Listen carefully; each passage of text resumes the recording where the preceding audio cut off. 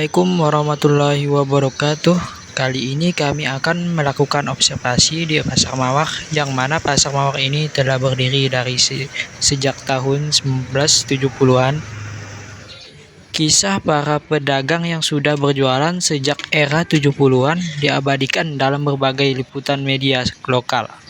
Sebagai pasar tradisional legendaris, Pasar Mawar tidak hanya berperan sebagai tempat transaksi ekonomi, tetapi juga sebagai warisan budaya yang tetap bertahan di tengah modernisasi. Meskipun kerap disandingkan dengan pasar flamboyan, Pasar Mawar memiliki lokasi yang berbeda, yaitu di Jalan Hos Cokro Aminoto dengan Jalan Walter Mongonsidi. Namun kini suasana itu tidak lagi sama. Pasar Mawar perlahan menjadi jauh lebih sepi dibandingkan masa jayanya. Banyak toko yang telah menutup pintu, kios-kios yang dulu pernah aktivitas sekarang tampak kosong. Pintunya tertutup debu dan papan nama yang mulai pudar seakan menjadi tanda bahwa waktu telah membawa perubahan besar. Hanya sedikit pedagang yang telah masih bertahan membuka lapak dengan harapan masih ada pembeli yang datang.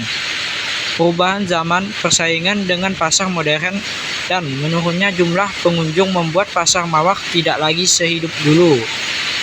Beberapa pedagang yang dulu setiap hari menggelar dagangan kini memilih pergi, entah berpindah lokasi atau mengakhiri usaha yang telah mereka jalani bertahun-tahun. Dilanjutkan dengan observasi tentang keadaan Pasar Mawar. Di Pasar Mawar hanya terdapat beberapa poster yang masih dipajang di sekitaran kios dan dinding pasar. Poster-poster ini menjadi salah satu bentuk komunikasi visual yang tersisa di tengah kondisi pasar yang sepi.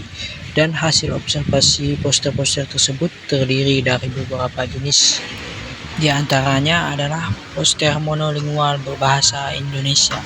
Poster ini pada umumnya berisi informasi sederhana seperti harga barang, promosi kecil, atau pengumuman perdagangan. Karena menggunakan bahasa Indonesia sepenuhnya, poster ini sudah dipahami oleh masyarakat lokal.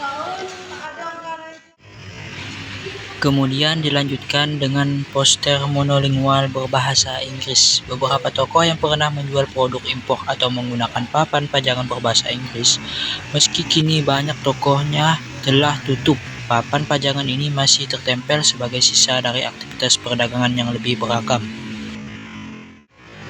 Dilanjutkan pula dengan poster bilingual berbahasa Indonesia dan Inggris. Poster jenis ini biasanya ditemukan pada kios yang dulunya menjual barang elektronik, kosmetik, atau produk tertentu yang menargetkan pembeli lebih luas. Penggunaan dua bahasa menunjukkan usaha perdagangan untuk menjangkau lebih banyak pelanggan, termasuk konsumen yang terbiasa dengan istilah asing. Demikian tentang pengamatan dari hasil observasi kami mengenai kondisi Pasar Mawar. Cukup sekian, terima kasih telah menonton.